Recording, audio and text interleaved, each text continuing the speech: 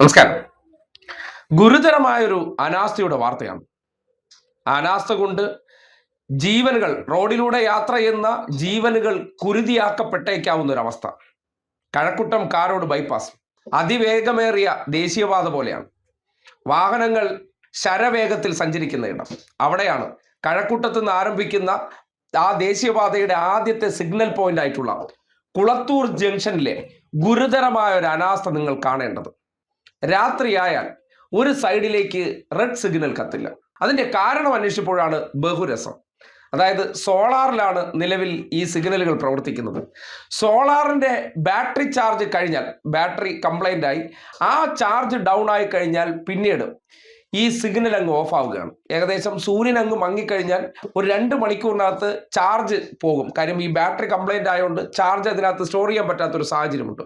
ഇതിന്റെ അടിസ്ഥാനത്തിൽ ഈ ബൈപ്പാസിൽ മിഷൻ ഹോസ്പിറ്റലിന്റെ അവിടെ നിന്ന് ആരംഭിക്കുന്ന മേൽപ്പാലം, ആ മേൽപ്പാലം വന്ന് കുളത്തൂരിന് തൊട്ടിപ്പുറത്താണ് ഇറങ്ങുന്നത്.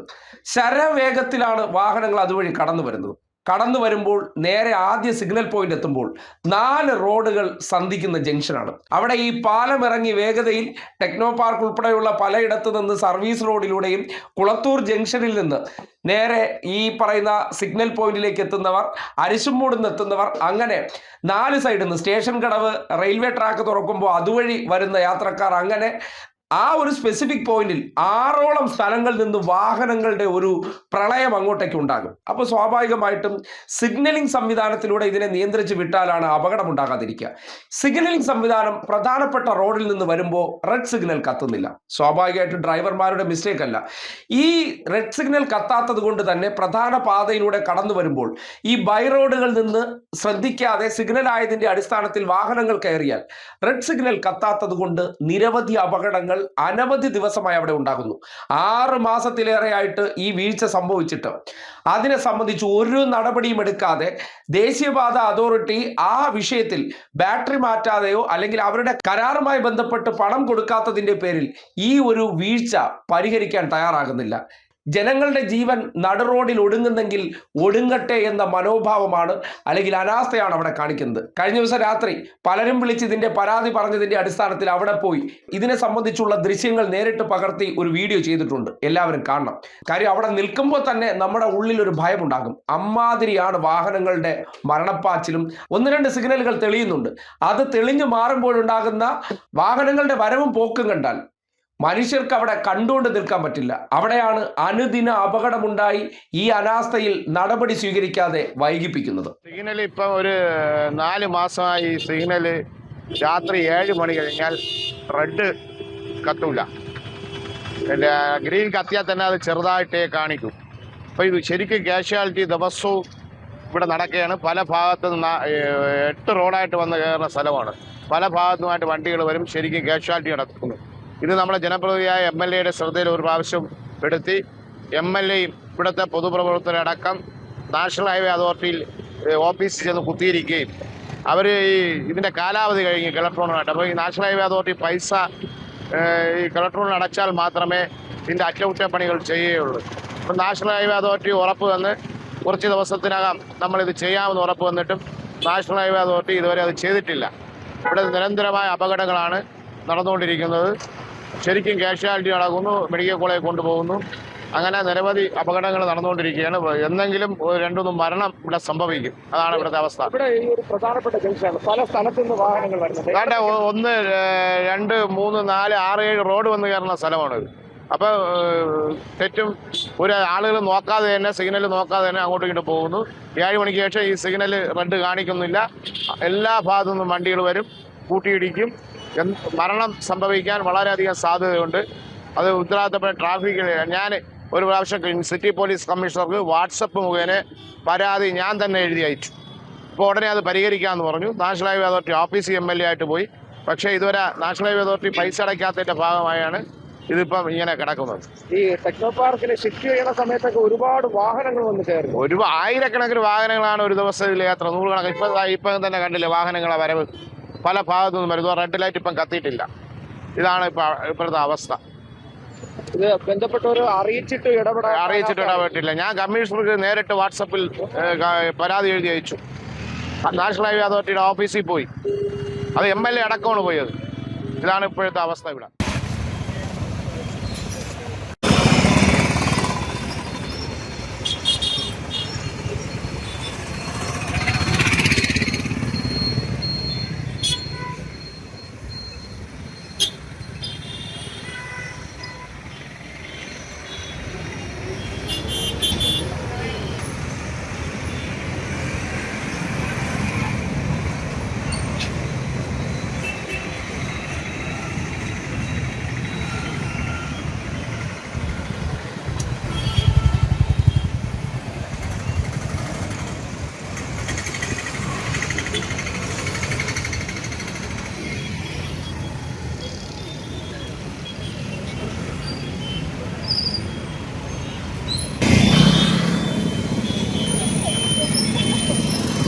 എല്ലാം തരട്ടെ, ഇനി പോയിട്ടാ.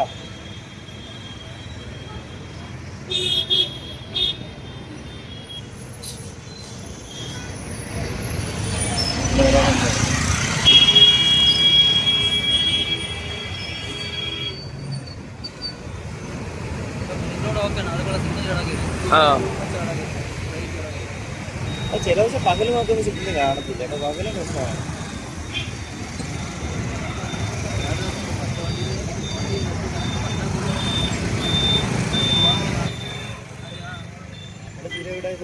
നമ്മുടെ ഇതുവഴി കട്ട് ചെയ്ത് ഇതുവഴി കയറും.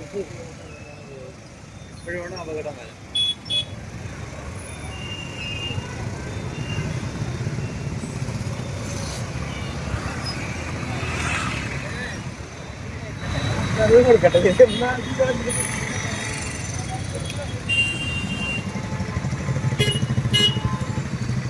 നമുക്ക് തന്നെ മനസ്സിലാവണത് എവിടെ നിന്ന് കൂടെ വണ്ടി കയറി വന്നത്.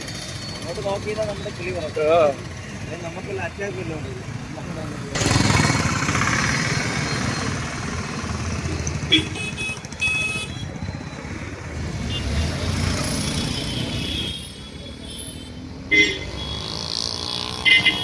പുള്ളി എപ്പോ വരൂ? 8 മണിക്ക് വാർത്തയും ഫയൽ ചെയ്യണോ? അതൊന്ന് തേഞ്ഞാണൊക്കെ ഏതാവണ്ടേ, കൊടുക്കാതിരിക്കാൻ പറ്റില്ല അമ്മമാർക്ക്.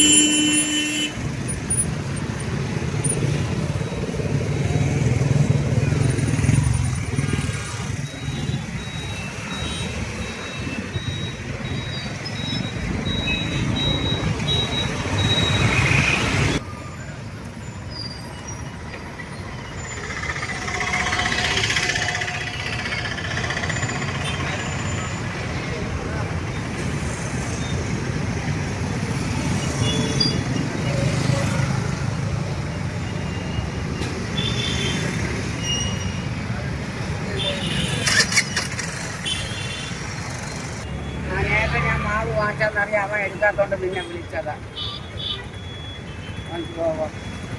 നിനക്കൊക്കെ രാത്രി വരും വേണോ? അവിടെ വോൾട്ടേജ് മിക്സി എടുത്ത് വിളിച്ച് പറഞ്ഞു. കൊണ്ട് വന്ന് വൈകുന്നേരം പൊട്ടിക്കലാക്കി വിളിക്കുന്നു. പോയി വാങ്ങിച്ചു വയ്ക്കാൻ പറഞ്ഞു. കൊണ്ടുപോകാൻ സാധാരണ ബ്രാഹ്മണ കണ്ടില്ലെങ്കിൽ എൻ്റെ വീട്ടിൽ കൊണ്ടുവരും. ഞാൻ യൂണിയന്റെ സന്തോഷത്തിൻ്റെ അമ്മായി നമ്മുടെ യൂണിയനെ കുറിച്ചില്ലേ. കണ്ടല്ലോ, ഈ വീഴ്ച വരുത്തുന്നവരോട് അടിയന്തരമായി പറയാനുള്ളത്, നിങ്ങൾക്കൊരു ജീവൻ തിരിച്ചു കൊടുക്കാൻ പറ്റില്ല, അല്ലെങ്കിൽ ഒരു കുടുംബത്തിനുണ്ടാകുന്ന നഷ്ടങ്ങൾ നികത്താനും കഴിയില്ല. അതുകൊണ്ട് ഒരു ജീവനുകളും അനാസ്ഥകൾ കൊണ്ട് റോഡിൽ പൊലിയേണ്ടതല്ല. ഇത്രയും ഗുരുതരമായ അനാസ്ഥ ഉണ്ടായിട്ട് നാട്ടുകാർ പോലും പരാതിപ്പെട്ടിട്ട് നടപടി ഉണ്ടായിട്ടില്ലെങ്കിൽ എങ്ങനെയാണ് ആ സംവിധാനത്തെ അംഗീകരിക്കാൻ കഴിയുക? ഈ പറയുന്ന സർക്കാർ സംവിധാനങ്ങളെല്ലാം ജനങ്ങൾക്ക് വേണ്ടിയാണ് സൃഷ്ടിക്കപ്പെട്ടിട്ടുള്ളത്. ജനങ്ങൾക്ക് വേണ്ടിയാണ് അവിടെ ഉദ്യോഗസ്ഥ തലത്തിലുള്ള ആൾക്കാരെ എല്ലാം നിയോഗിച്ചിരിക്കുന്നത്. അവർ വരുത്തുന്ന വീഴ്ചകൾ കൊണ്ട് ഒരു ജീവൻ റോഡിൽ പൊലിയുകയാണെങ്കിൽ ആ കൊലപാതകത്തിന് ഉത്തരവാദി ബന്ധപ്പെട്ട ഉദ്യോഗസ്ഥരായിരിക്കും. ആ ദേശീയപാത അതോറിറ്റി ആണെങ്കിൽ ആ അതോറിറ്റി ആയിരിക്കും. അതുകൊണ്ട് ഇതൊക്കെ കണ്ടില്ല കേട്ടില്ല എന്നടിക്കുമ്പോൾ നിങ്ങൾ മനഃപൂർവ്വം വീഴ്ച വരുത്തിക്കൊണ്ട് ജനങ്ങളുടെ നികുതിപ്പണം വാങ്ങി റോഡുകൾ നിർമ്മിച്ച് അവരെ ആ റോഡുകളിൽ ഇതുപോലുള്ള വീഴ്ചകൾ വരുത്തി കുരുതിക്ക് കൊടുക്കുന്ന സാഹചര്യമാണ് ഉണ്ടാകുന്നത്. അത് ഉണ്ടാകാൻ പാടില്ല എന്ന് ശക്തമായി തന്നെ പറയുകയാണ്. അടിയന്തരമായ ഇടപെടൽ ഉണ്ടാകണം. ജനങ്ങൾക്ക് വേണ്ടി ഉണ്ടാക്കുന്ന കാര്യങ്ങൾ ജനങ്ങളുടെ ജീവന് സുരക്ഷിതത്വം ഉറപ്പാക്കുന്നില്ലെങ്കിൽ അത് അവരുടെ ജീവിതത്തെ സംബന്ധിക്കുന്നിടത്തോളം വെല്ലുവിളി തന്നെയാണ്. കണ്ടില്ല കേട്ടില്ല എന്ന് ഒരിക്കലും നിങ്ങൾക്ക് നടിക്കാൻ കഴിയില്ല. ഇടപെട്ടേ മതിയാകൂ.